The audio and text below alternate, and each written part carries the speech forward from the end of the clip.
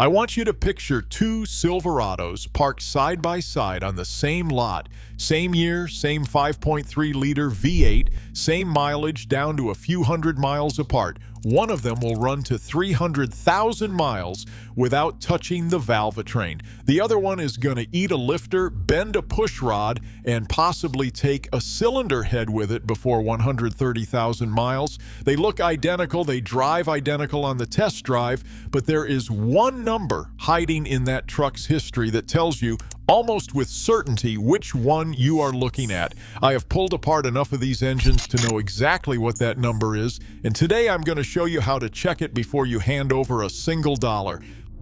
Let's start with what is actually failing, because you cannot understand the number until you understand the mechanism. Since 2007, General Motors has put active fuel management, later rebranded dynamic fuel management, into the 5.3-liter Vortec and Ecotec 3 V8 engines that power the vast majority of used Silverados on the road right now.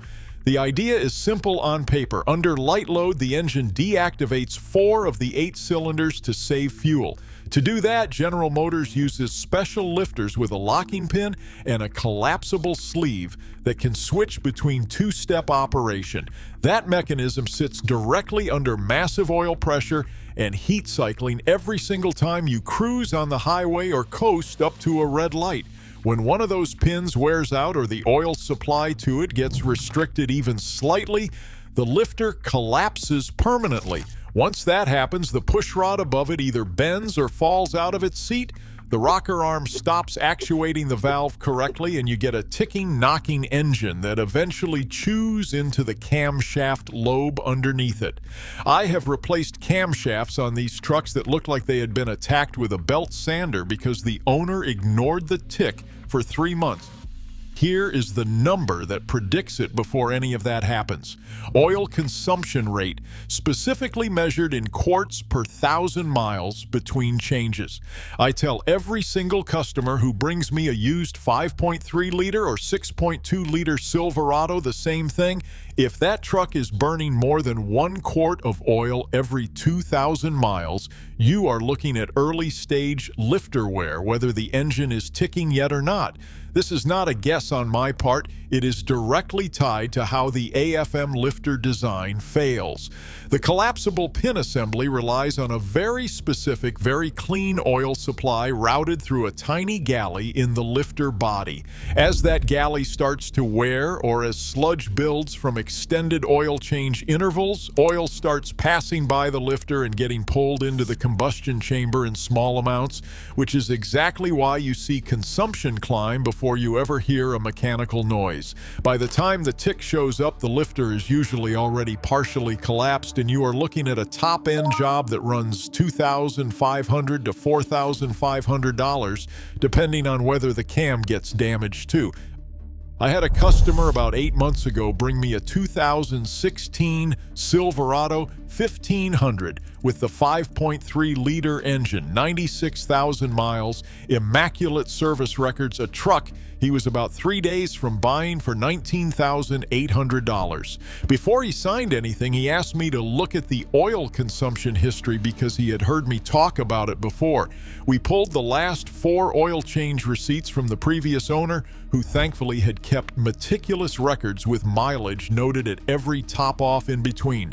The truck was going through roughly 1.5 quarts every 1,500 miles. That is nearly double the threshold I consider safe. I told him to walk, he did. 4 months later, that exact truck showed up on a different lot, $3,200 cheaper, with a note in the listing saying engine noise, sold as is. That was the lifter. I would bet my shop on it. Compare that to another customer, a woman who bought a 2015 Silverado with 118,000 miles for $17,900 around the same time. Her oil consumption between changes was consistently under 1/2 quart every 5,000 miles, essentially factory normal for a broken-in V8. That truck is now sitting at 187,000 miles with the original lifters, no ticking, no camshaft work, nothing beyond routine maintenance. Same engine family, same mileage bracket, completely different outcome, and the number told the story months before either truck showed any symptom you could hear or feel from the driver's seat. Now, how do you actually get this number when you are standing on a used lot with no service history handed to you? This is where most buyers give up and just hope for the best, and I do not want you doing that. First, ask for maintenance records, specifically oil change receipts. Most shops note mileage at every visit, and some, particularly dealership service departments, note the amount of oil added if the vehicle was low. If you have 3 or more oil changes with mileage intervals, you can do simple math yourself. Take the miles between changes, divide by however many quarts were topped off in between if the owner mentioned it, and you have got a rough consumption rate. If receipts show nothing but routine 5,000 to 7,500 mile intervals with no mention of low oil or added quarts, that is actually a decent sign, though not a guarantee. Second, if records are incomplete, which happens on a lot of these trucks once they hit their second or third owner, pull the dipstick yourself before the test drive and note exactly where the level sits. Drive the truck normally for at least 20 minutes, ideally including some highway speed where active fuel management will actually engage, since these cylinders only deactivate under light cruising load. Come back and check the dipstick again. You will not catch a full quart of consumption in 20 minutes, obviously, but what you are listening for during that drive matters just as much as the dipstick. With the windows down and the radio off, listen for a light tapping or ticking that seems to fade in and out, particularly right around 1,500 to 2,000 revolutions per minute on a light throttle cruise, which is exactly the range where active fuel management cycles cylinders on and off. A lifter that is starting to collapse will often only tick during that transition, then go quiet once all 8 cylinders are firing under harder acceleration. Sellers know this, and a lot of them will take you straight onto a highway on-ramp for a hard pull, specifically because the engine sounds perfectly smooth under load. Insist on some low-speed, steady throttle driving too. Third, ask the seller directly whether the truck has ever had an oil consumption test performed at a dealership. General Motors has run internal consumption testing procedures on these engines for years because it is such a widely reported issue, and if a previous owner ever complained about oil level warnings or a burning smell, there is a real chance it is documented in a service history you can pull with the vehicle identification number through a dealership or a paid vehicle history report. If a truck shows a documented oil consumption complaint anywhere in its history, even if it was supposedly resolved, I would want a compression and leak down test done by an independent mechanic before I bought it. Full stop. If subscribing button hitting is helping you avoid mistakes like this before you buy, go ahead and hit that subscribe button now, because I put out videos every week on exactly this kind of thing, the details that separate a truck that lasts 300,000 miles from one that eats your savings account inside 2 years.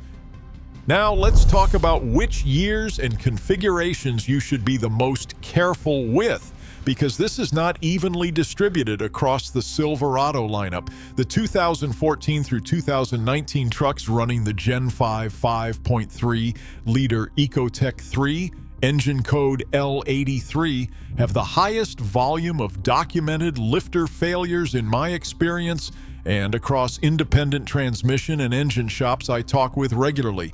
The 6.2 liter L86 shares the same lifter architecture and sees similar issues, though slightly less frequently because fewer trucks were built with it. Starting in 2019 with the introduction of dynamic fuel management on the L84 and L87 engines, GM redesigned parts of the lifter and oil delivery system, and while DFM trucks are not immune, the failure rate in my shop's experience has been noticeably lower so far. That does not mean a 2020 or 2021 Silverado gets a pass on this inspection. It just means the odds shift slightly in your favor.